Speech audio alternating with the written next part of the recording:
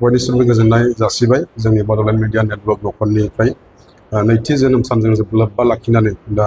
खौरां बिजों नायनो मोनग्रा साफ्रोमखौबो बरायबाय। जोंनि नैबे बिएमएन निउसआ 2023 मायथाइनि 28 एप्रिल खालि जोनोम जादोंमोन बेंटल हालामाव। दा फैयै फैयै 2 बोसोर आबुं जानायनि उनावहाय जोङो नुफैबाय जोंनि हार्डवर्क मावनायजों जों दिनैसिमाव बेसिमावहाय साक्सेस जानो हाबाय। जागायजेननायनिफ्राय लानानै दिनैसिमाव जों माखासे जेंना जेंगोनाजों भुगिनांगौ गोनां जादोंमोन। बिदिनो माब्लाबा फोथाराव ओंखारनाय समाव जोङो माखासे बारजों अखाजों माब्लाबा नोङो माखासे जेंनाफोरजों मोगा मोगि जानानैब्लाबो जों दिनैसिमाव नैबे बोसोरखौ 2 बोसोरखौ फुरा खालामफैनो हाबाय आरो आसा खालामदों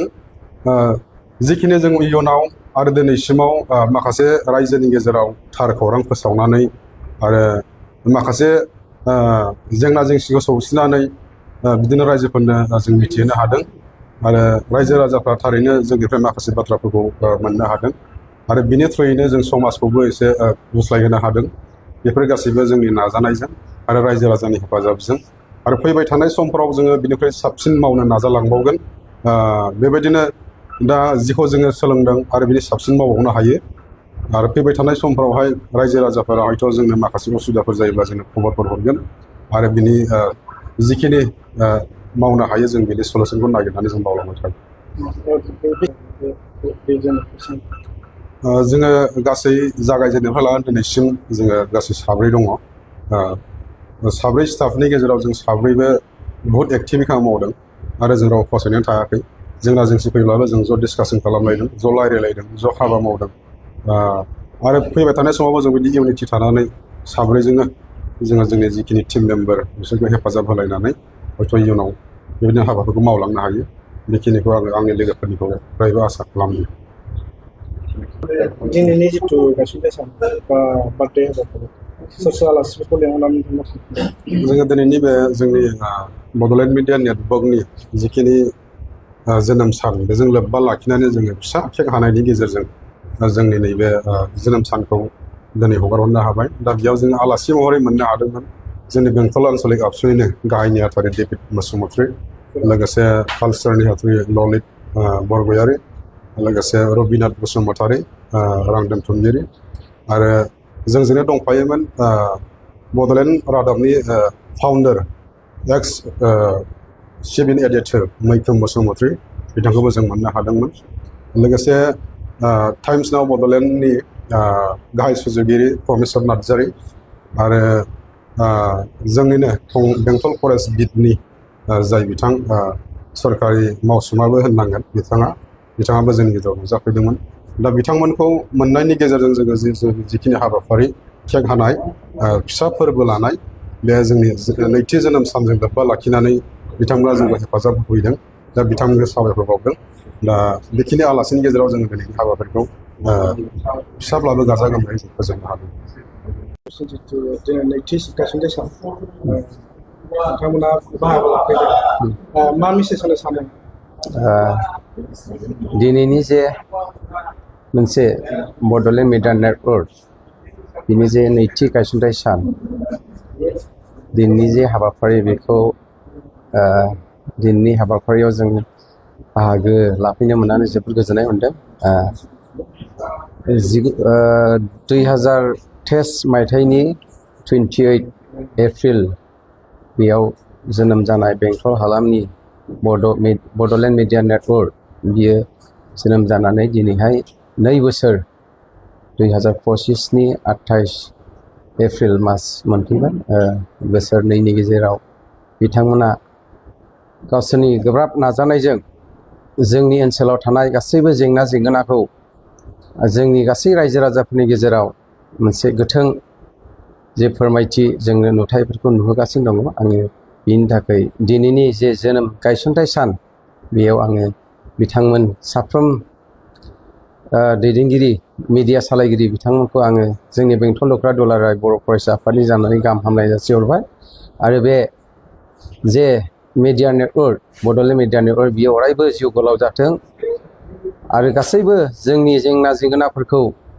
जों मोगथां महराव नुजाफैगोन बेखौ जोङो हास्थायनाय दङ। गासैबो खैफोद आफोदफोर फैनो हागौ गासैखौबो सौसिलांनानै बे मिडियाखौ सालायलांगोन जोङो फोथायनाय दङ आरो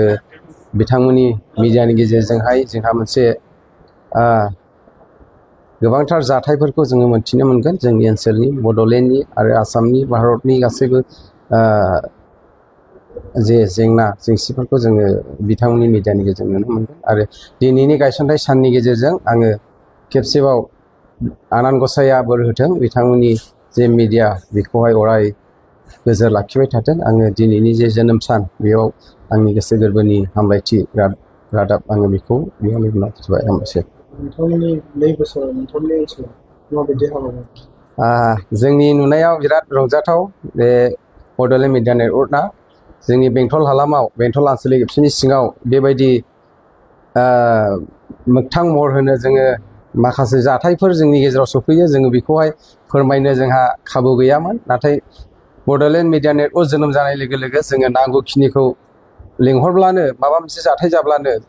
जोङो फोरमायनो हानायनि सुबिदाखौ जोङो मोननो हाबाय बिनि थाखायहाय साबायखर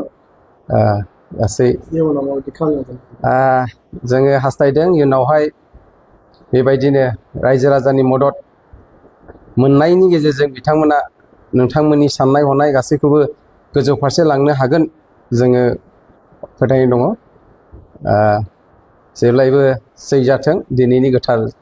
गायसनथाय जोनोम सानावहाय बड'लेण्ड मिडिया नेटवर्कनि गासै मेम्बारफोरखौ आङो खेबसेयाव हाजासे हामबाय होबावो दिनै सानाव PMN निउज गायसनथाय साननि मोनसे फिसा क्लिप खालामनाय हाबाफारि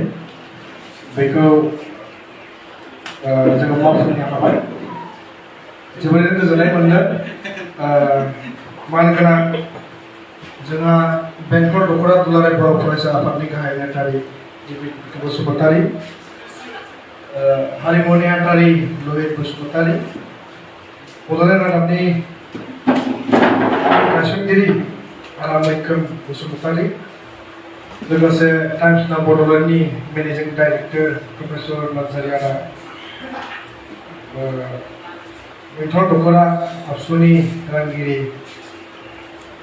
रबिनाथ बसुमतारी आदा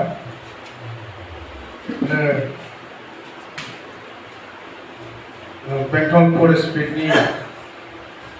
हाबा मावगिरि फरेस्ट बिफानाव हाबा मावगिरि आरामबाला बसुमतारी खोरोमदाव बसुमतारी फंबाय प्रबल बसुमतारी बिथाङा आंनि लोगो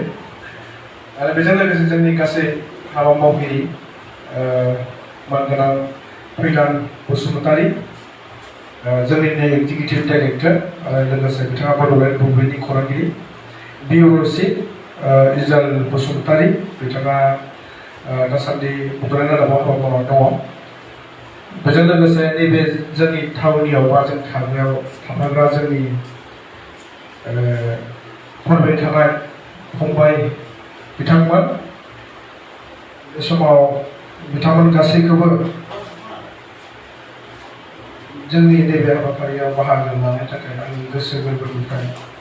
साबायखर आरो गोजोन हामलायथि बा मान बावनायखौ आङो बावहरबाय नोंथांमोना नोंथांमोननि बेसेन गोसा सम बा नोंथांमोननि गोनांथार हाबाफारिफोरखौ गारनानैबाबो जोंनो सम होबाय जों आसा खालामगोन इयुनावबो नोंथांमोननि अननाय आरो मददजों जोङो बेबायदिनो दिनै बोसोरनैयाव आगान होबाय